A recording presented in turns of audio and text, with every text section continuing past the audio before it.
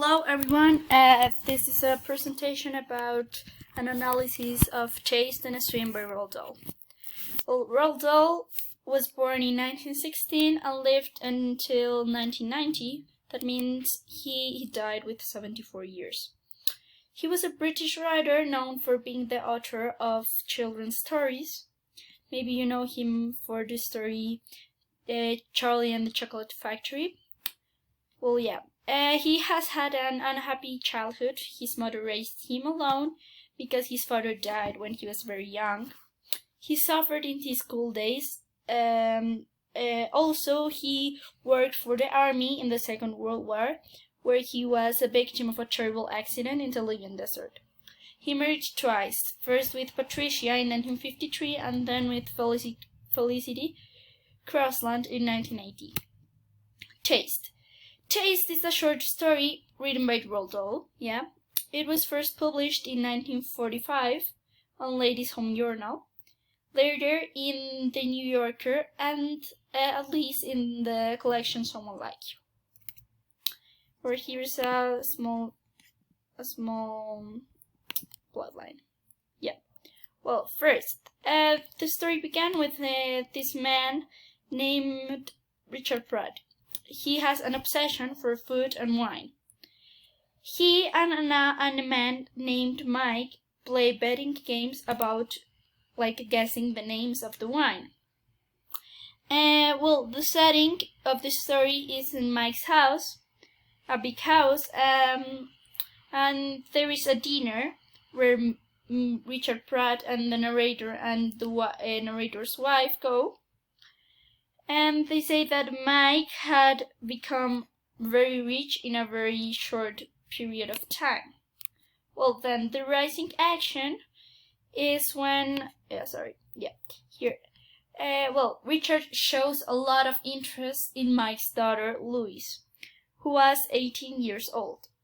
Pratt was so concentrated in a conversation with this teenager that he didn't realize that his meal and is going to freeze, and he didn't drink his wine either, which was actually very strange because, like I said, he was a lover of this food and wine. And Louis felt really uncomfortable about Richard's attitude because he was stalking at her.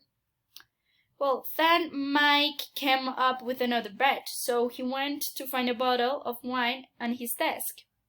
He was sure he would win the bet because he believed Richard couldn't discover the name of the wine because this was a very rare wine. It was almost the only wine of this type in the world. So he said to Pratt that he would bet anything he wanted because he was sure he was going to win. Afterwards, they were speaking and they agreed that if Pratt won, he could marry Louise, the 18-year-old girl of Mike. But if Mike won, he would get Richard's two houses that were actually two mansions. Mike was completely sure he could not lose. He was sure that Richard won't guess the name of the wine. Well, when you go to the climax, Richard Pratt, he was really sure that he would win, and he was actually happy because, something in his face was very, showing that he was sure that he would win. So there was a lot of tension between these two characters. At first, Richard smelled the wine, then he started to taste it, and he smiled. Afterwards, Pratt looked at Mike and said the name of the wine. It was Chateau Bruynard, sorry, I don't speak French, of the year 1934. Mike became really pale, while his wife and daughter were asking if it was the right answer, and it was the right answer. And Mike was really worried because he has failed, he has lost the bet because he was completely sure he could win, but it was almost impossible that Richard discovered the name, but he discovered. The following action is when, well, Richard knew that he was now a winner, and yeah, like I said, Mike was really worried. But then the story has a completely twist, because just before Mike was going to turn the bottle and show everyone that, like, Richard Pratt has right, the servant, who was an old lady and a confident trusted employee of the house, came in. She was holding something in her hands, and it was Richard Pratt's glasses, and she handed them to him.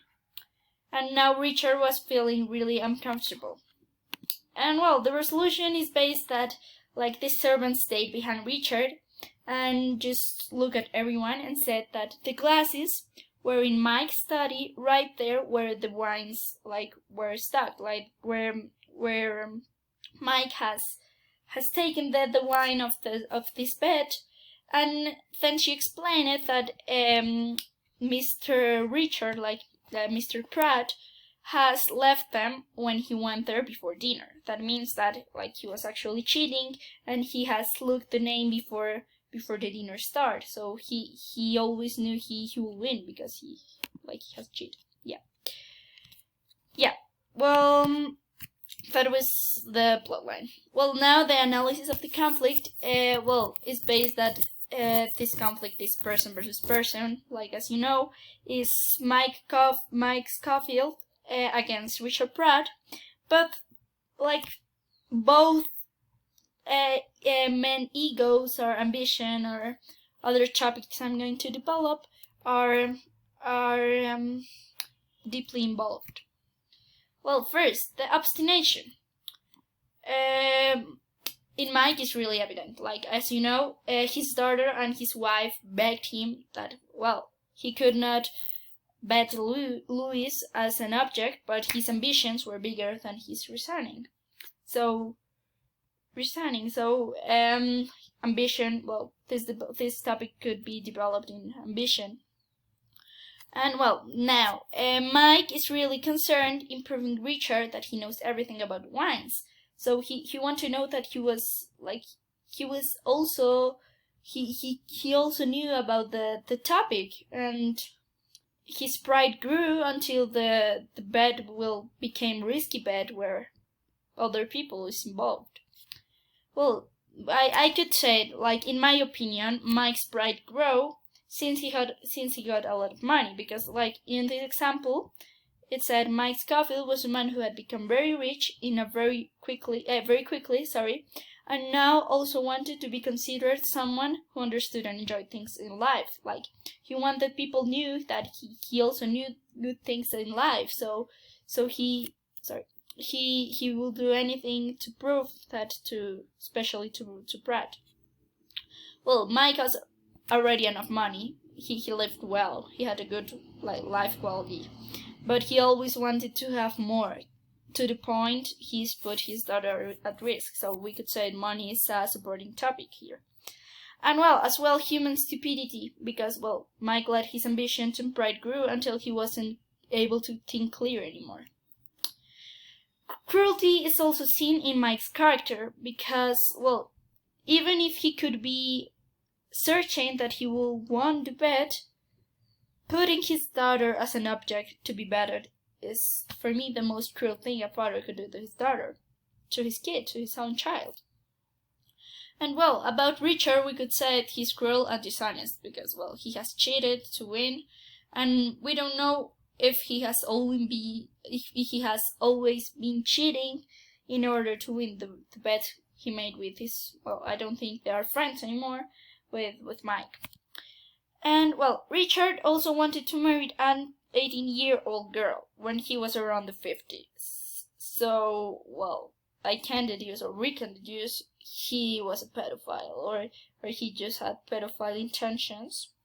That could be also related to gender violence, or male chauvinism, machismo, yeah. And well, these two things, well, are not taken, they are not seen by them as cruelty. They are just competitive reasons to there are reasons to increase their ambition and competitive attitudes.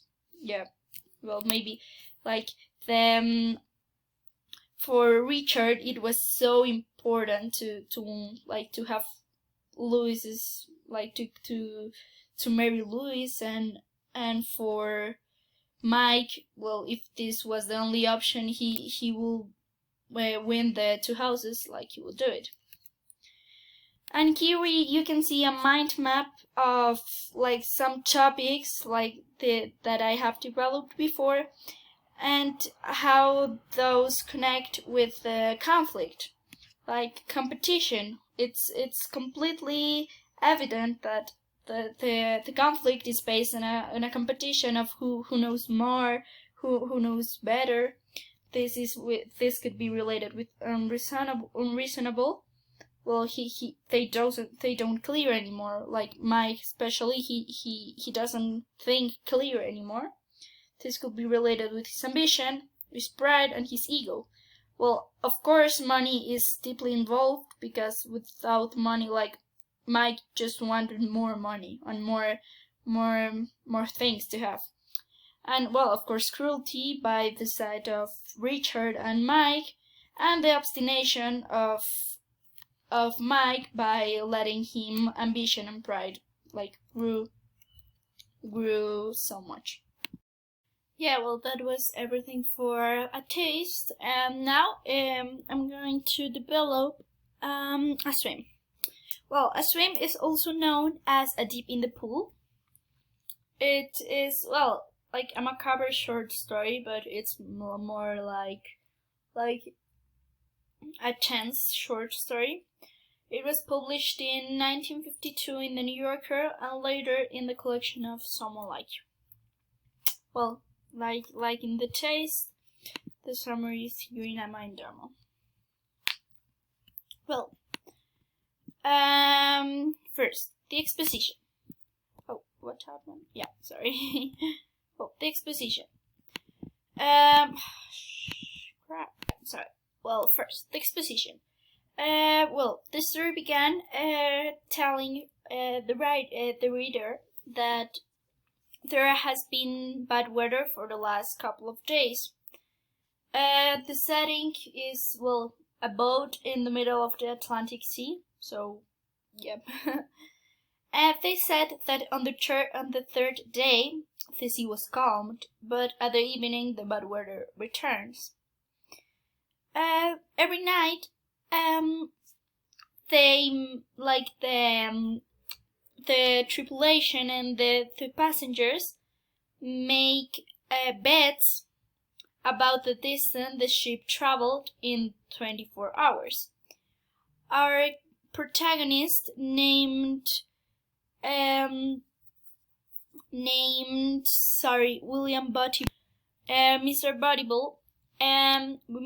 William Buttible, wanted to have a new car and impress his wife Ethel, so he got involved in the bet. Then, in the bet, there were two options, the low field and the high field. That means that at first, the captain made an estimation about how the distance they are going to make, and the low field means that you can bet 10 meters below the estimation, and the high field is 10 meters high, above the estimation. And well, Mr. Buttible found that the captain made the guess before it happened, so he decided the low field. Mr. Buttible realizes that before the bad weather came, the captain already made the estimation, so he realizes that, and he decided to choose the low field. The next morning, he realized that the weather was really good, and it was awful for his bets, because he bet that the ship will travel less meters because of the low field. And that's why he needed that the boat goes slower. He found that if someone, in an hypothetical case, if someone fell off the boat will necessarily return to rescue this person, and this will take time. So he decided that he will jump off the boat and swim against the direction, so that the ship had to return, and he would want his bet, because he would realize that it takes more time. So he put some sports clothes on so that he could swim, and talk to it was important that someone called the captain, so that the boat could return. And he needed